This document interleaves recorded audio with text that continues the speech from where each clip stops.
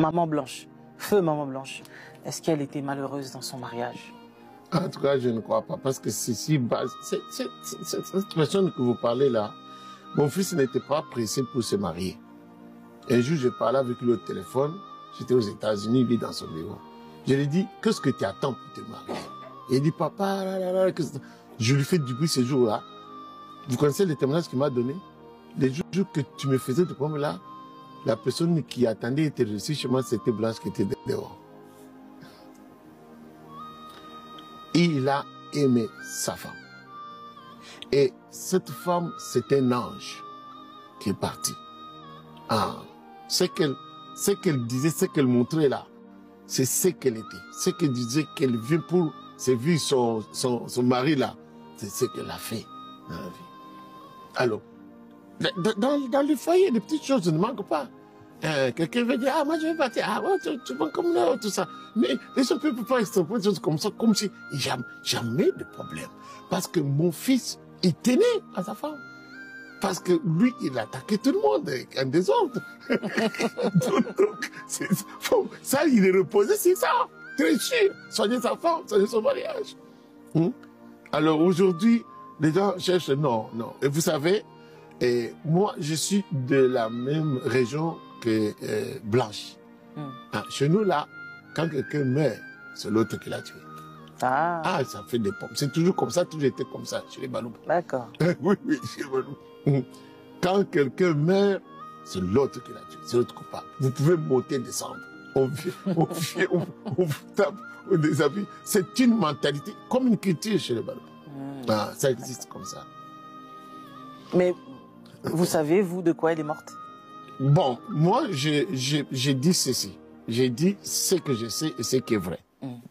Et il m'a posé beaucoup de questions. Et moi, je lui ai dit, voilà, chez nous, chez les Baloum, comme ceci est arrivé, tu laisses tout ce qui appartient à Blanche, ils viennent prendre.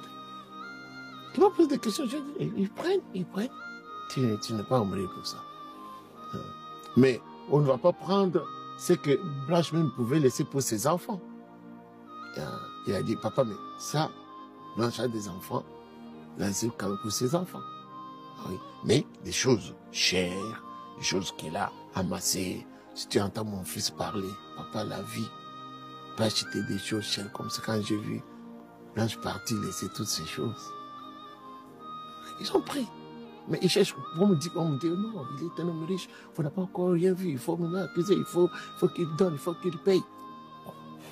Ça dépend de ce qu'ils pensent, mais chez nous, je sais qu'il y a ce genre de mentalité de culture, mais il y a quand même le respect et la moralité.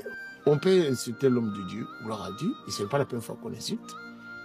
L'élévation vient avec toutes ces persécutions, mais il y en a qui sont touchés en faisant ça, il y en a qui ne sont pas touchés, gloire à Dieu en toutes choses. Mais en tout cas, l'homme de Dieu deserve respect. Respect, puis pas citer une personne. Et puis il y a les enfants. Il y a les enfants qui ont grandi, qui sont témoins de l'amour de leur mère et leur père dans cette maison-là. Il y a ces enfants-là. Il faut en tenir compte. Vous, en tant que père, justement, le père, c'est celui qui unifie aussi. Qu'est-ce que vous avez essayé d'entamer comme démarche pour que la paix règne à nouveau entre les deux parties? Donc, la paix ne peut pas régner si les gens n'ont pas besoin de paix. D'abord, quelqu'un qui a été votre gendre.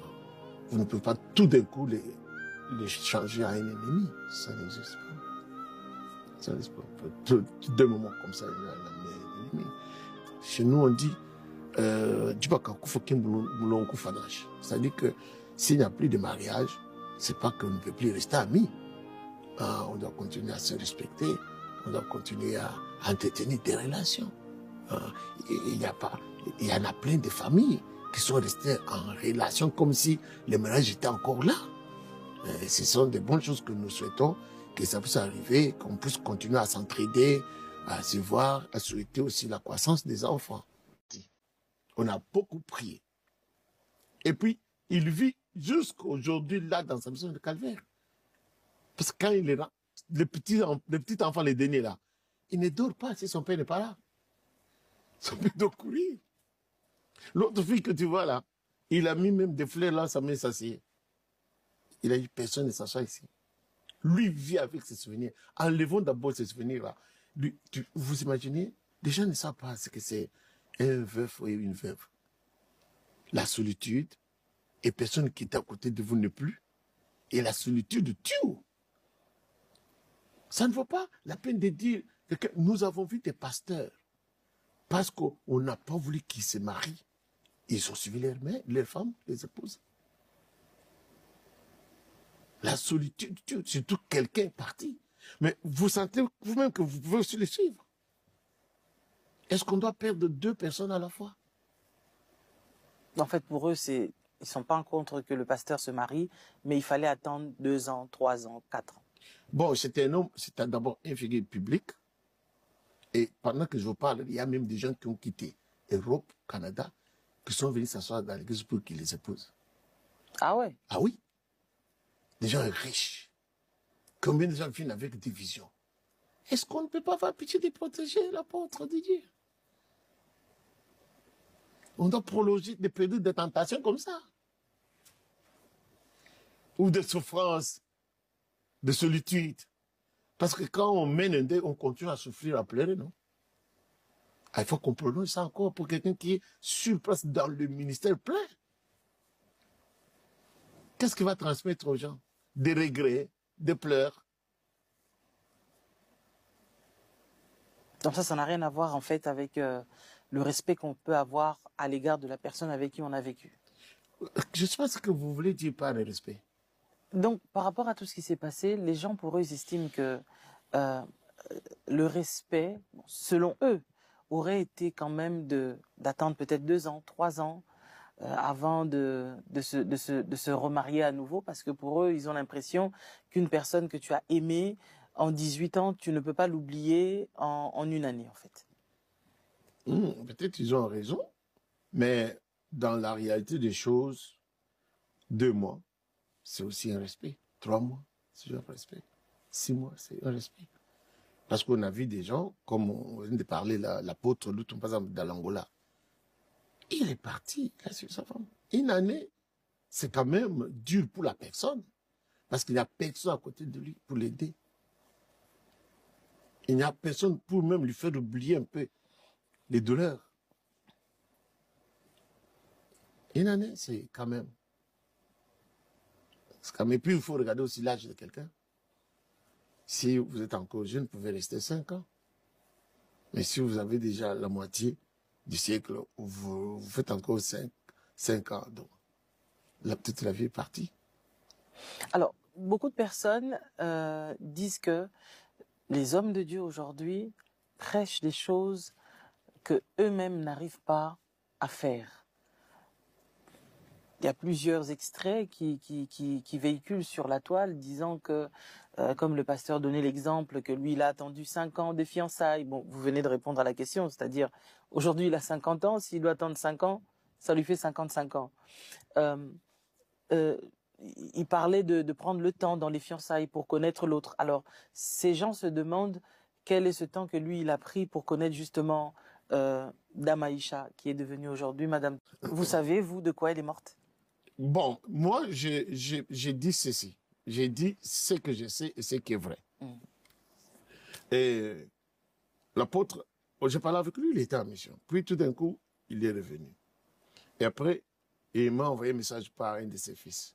Alors maintenant, moi, je voulais parler avec son fils. J'ai dit, bon, il dit, non, non, non, je rentre tes fils parce que mon papa est tenté de voyager ce soir. Mais, il va encore ce soir, il est venu.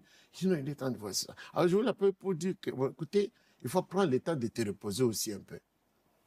Juste le mardi, là, quand je voulais l'appeler, là, lui m'appelle. Il m'appelle, il me dit, papa, je t'appelle pour te dire que Blanche n'est plus avec nous. Je t'appelle pour te dire ça avant d'appeler sa mère. C'était catastrophique. C'est quelque chose à laquelle on ne s'attendait pas. Et il était à Kin et elle était...